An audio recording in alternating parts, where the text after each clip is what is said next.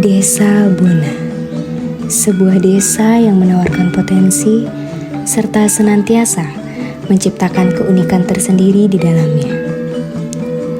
Desa Bona yang memiliki luas wilayah kurang lebih 222,4 hektar hari ini terletak di Kecamatan Belah Batu, Kabupaten Gianyar, Provinsi Bali. Secara geografis, Desa Bona berbatasan langsung dengan Desa Buruan dan Kelurahan Bitre di sebelah utara, Kelurahan Bitre dan Kelurahan Abian Base di sebelah timur, Desa Blege di sebelah selatan, serta Desa Buruan dan Desa Blege di sebelah barat. Berjarak hanya 25 km dari Kota Denpasar, pusat pemerintahan Provinsi Bali, serta 2,5 km dari Kota Gianyar. Keberagaman tradisi, adat, dan istiadat tidak terlepas dari peran masyarakat Desa Bona. Berdasarkan data kependudukan tahun 2023, Desa Bona terdiri dari 1022 KK. Total penduduknya mencapai 4.483 jiwa dengan komposisi 2.258 laki-laki dan 2.225 perempuan.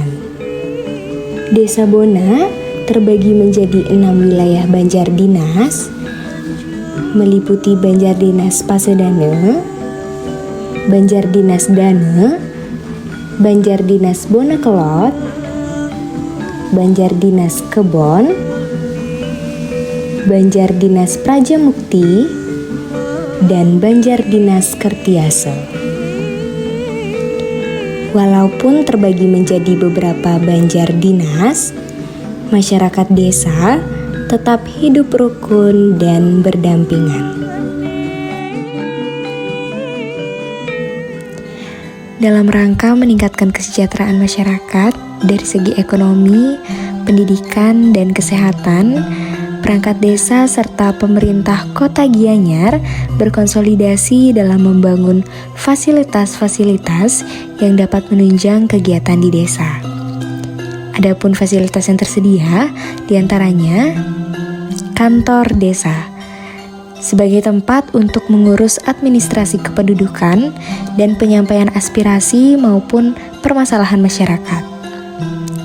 Puskesmas Pembantu sebagai pusat pembangunan kesehatan masyarakat di wilayah Desa Bona.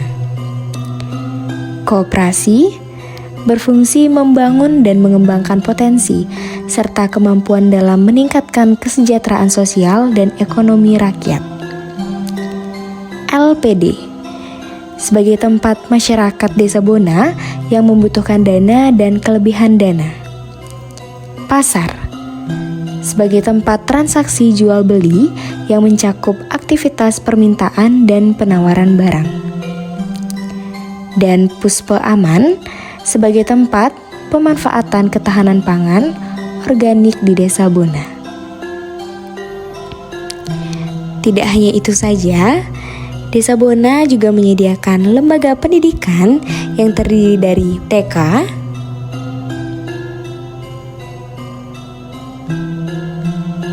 SD Negeri 1 Hindu Bona,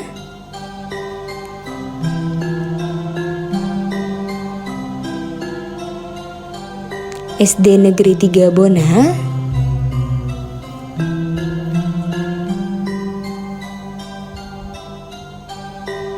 dan SMP Negeri 3 Belah Batu. Dengan fasilitas pendidikan yang ada, diharapkan anak-anak di Desa Bona dapat menempuh proses pendidikan dari PAUD hingga SMP.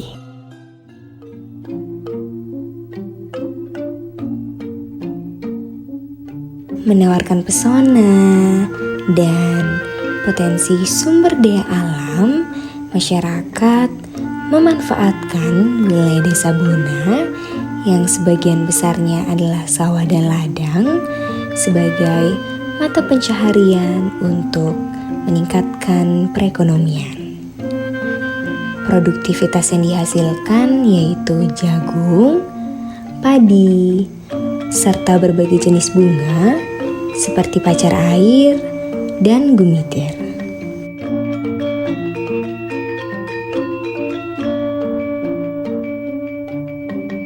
Masyarakat juga turut aktif dalam meningkatkan pertumbuhan ekonomi dengan membentuk usaha baru dalam bidang UMKM. Produk-produk yang dihasilkan sebagian besar berasal dari hasil usaha sampingan ibu rumah tangga seperti kerajinan bambu dan anyaman lontar. Nama Tiang nih Putu Amini, usia Tiang 48 tahun, asal dari Desa Bona. Dulunya kan usahanya kerajinan dulu, karena habis bom itu sepi, makanya beralih ke jual yang gede gitu. Nggak menentu soalnya deh, ya lebih kurang 500 sampai 1 juta gitu lah. Untuk alat penjornya ini kan ini musiman ya, kalau mendekat galungan ya lebih banyak lah menghabiskan barang gitu maksudnya. Kalau hari-hari biasa ini ya standar per bulannya paling 20 jutaan lah. Ya. Bahan bakunya susah soalnya karena nyarinya terlalu jauh ke Sumba gitu kan, masalah perjalanannya, transportasinya gitu. Nah, mudah-mudahan lebih baik deh, lebih baiknya dari segi bahan bakunya lebih lancar lah pengiriman ke sini, biar nggak lama-lama nunggu bahan bakunya. Ya teruslah berusaha walaupun di situasi yang kayak begini ini habis-habis seperti ini kan ya.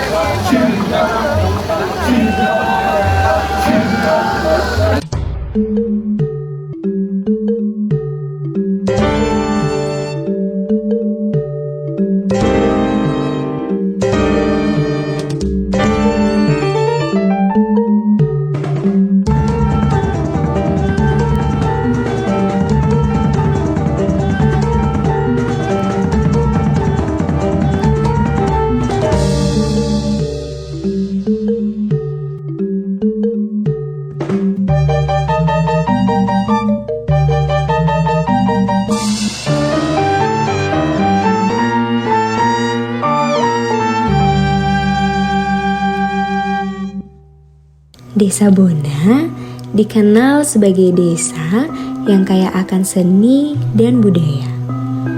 Seni dan budaya yang ada hingga saat ini merupakan warisan yang senantiasa dijaga dan dilestarikan oleh masyarakat setempat serta dimanfaatkan sebagai ikon pariwisata Desa Bona.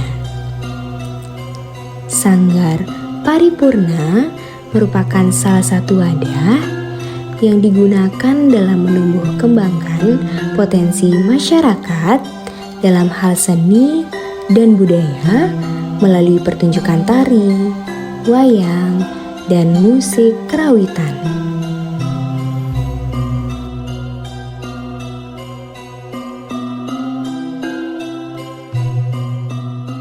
Belakang berdirinya Sanggar Paripurna adalah merupakan ide yang mulia dari ayah Pak Made Sijo, agar ada sebuah wadah tempat untuk berolah seni, untuk belajar seni. Yang pertama adalah melestarikan, mengembangkan dan menciptakan karya seni sehingga anak-anak nantinya bisa berguna di masyarakat. Paripurna artinya komplit. Kalau sidang paripurna artinya semua anggota hadir. Jadi paripurna ini artinya komplit, sempurna, agar anak-anak bisa disempurnakan kemampuannya di sini. Dulunya bisa menari, bisa belajar wayang, bisa belajar gamelan dan yang lain-lainnya. Secara mendasar itu adalah latihan tari, gamelan, wayang, dan membuat kostum, itu yang mendasar. Tapi ketika punya produksi kita baru lengkap. Adik-adik akan tahu apa yang kita membuat kostum, membuat properti, kemudian ada yang kita menyata tentang filsafatnya, tentang sinopsisnya, ide cerita, gagasan dan sebagainya. Sebenarnya kalau karya yang Pak D ciptakan itu mungkin kurang lebih sekitar ratusan, 100 karya, cuman yang tercatat sekarang ada ya sekitar baru ya kurang lebih sekitar 50-an karya. Beberapa dari karya sudah mendapatkan hak cipta, tapi banyak yang belum gitu. Tenaga pengajarnya itu berbeda-beda.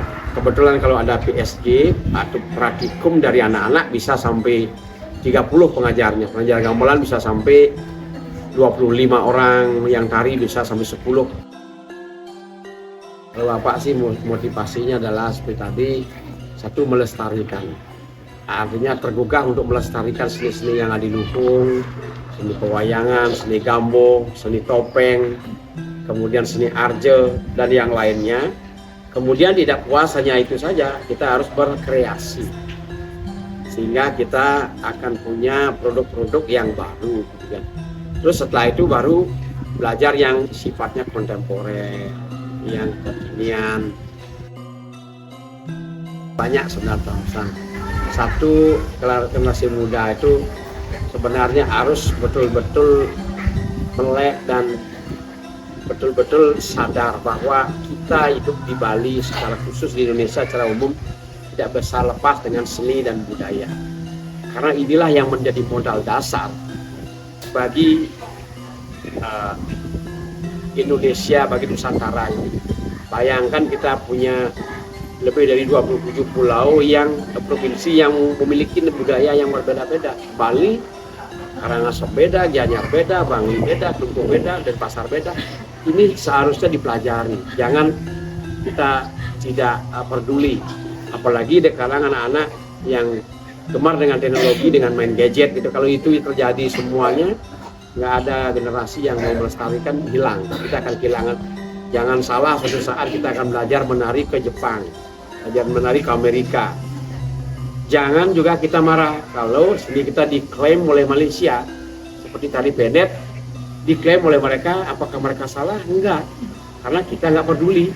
Kita ibarat kita punya peliharaan di rumah, kalau kita nggak memelihara, kita lepas begitu, orang lain yang memelihara, dia yang mengaku ini milik saya. Nah, ini suatu pesan yang penting apa disampaikan ke generasi muda. Jangan lupa melestarikan seni budaya yang kita miliki. Setelah itu dikembangkan dan dikreasikan dan ciptakanlah karya-karya baru. Oke. Pesan dari Pak Mandi untuk generasi muda.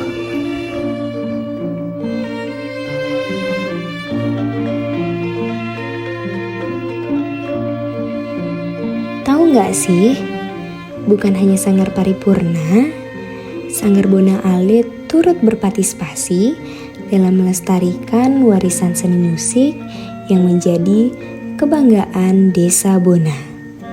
Nama sanggar ini yaitu Sanggar Bona Alit yang beralamat di Desa Bona. Jadi sanggar ini berdiri tahun 1996. Sebenarnya latar belakang ngaji di sini adalah tradisi. Jadi sejak umur 10 tahun tuh Haji sudah sebagai pemain gendang. Pada zaman itu ya ada arje, drama, wayang suling, dan ikut dengan Bapak Sije, yaitu beliau adalah tokoh seniman besar di Desa Bona, selain orang tua sendiri. Kalau fokusnya dari dulu kita tetap yang namanya bertradisi, apalagi ini kita mewarisi karya para leluhur yang ada di Desa Bona, yaitu Kecak, Senghyang Jaran, dan Senghyang Dedari. Kita juga aktif sekali untuk beberapa event ngayah di pura-pura, bukan saja di Bali sampai ke tanah Jawa. Kalau kita di sini bukan hanya bergerak di musik saja, di tari juga, dalam hal penciptaan juga, seperti garapan karya tari, bikin alat-alat musik seperti instrumen. Jadi kita punya semacam prinsip di sini, yaitu konsep inovasi dan produksi. Kalau tentang personil, Bona Alit itu sangat fleksibel. Mulai dari 8, bisa 10, 20, bahkan bisa sampai ratusan orang. Ya, kalau album, ada album Kisi-Kisi 1, Kisi-Kisi 2, ada album yang ada Plasma O, terus ada Sabda Yoga juga, ada yang bersifat relaxing, ada untuk yoga, ada yang untuk meditasi juga. Ya, itu ada sekitar hampir 6-7 album. Ya, kalau kita sebagai seniman, ya mungkin seniman yang bersifat regenerasi, ada satu pepatah yang memang Aji ciptakan sendiri, yaitu kita ini tidak semata-mata diciptakan sebagai seniman pewaris, tapi apa sih yang bisa kita wariskan?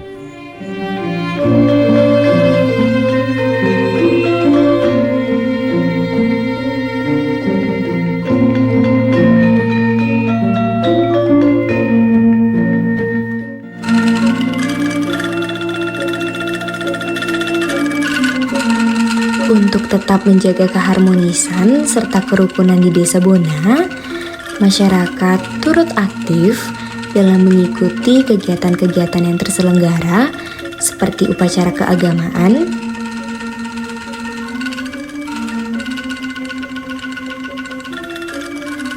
senam lansia,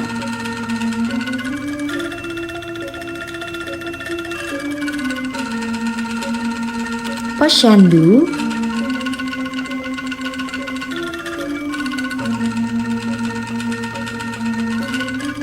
PKK,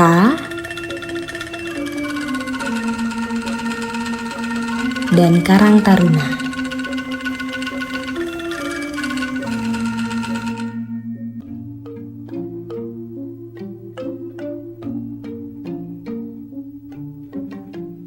Jadi potensi desa Bono itu memang cukup banyak sekali ya. Jadi potensi di pertanian misalnya. Jadi Desa Bono punya potensi pertanian yang luar biasa. Jadi bagi pionir, melon itu adalah memang tanah di Desa Bono itu paling cocok, karena melon pertama kali ditanam itu di Desa Bono, lalu berkembang ke desa yang lain. Potensi seni dan budaya, jadi hampir setiap manusia Bono ini paham akan seni dan budaya dan menguasai beberapa seni. Itu dengan buktikan beberapa ada sanggar-sanggar besar di Bono, sanggar Paripurna, ada sanggar Bono Alit, ada sanggar Alit. Itu semua sanggar itu mempunyai style yang berbeda. Artinya potensi seni dan budaya itu sangat besar yang bisa dikembangkan, dan tentunya itu dibuktikan dengan beberapa sanggar yang mempunyai ciri khas tersendiri dari dalam perkesenian. Ya, di sanggar Paripurna contoh itu seninya klasik tradisional, tapi beberapa juga beda. Sanggar Bono Alit dia coraknya klasik etnis itu. Seni itu juga tidak lupa dengan kemodernannya. Jadi sanggar Alit juga itu etnis sekali.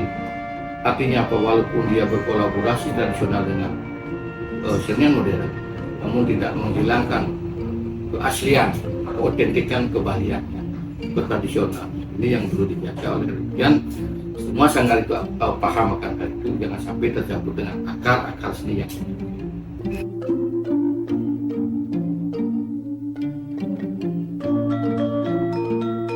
Suasana pedesaan yang masih alami dan rasa kekeluargaan yang masih erat,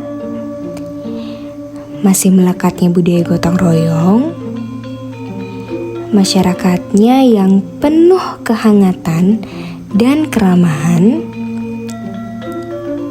adat istiadat yang masih terjaga dengan baik, serta seni dan budaya yang masih kental, memberikan suatu kesan indah dan membekas bagi siapapun yang hadir di Desa Bona.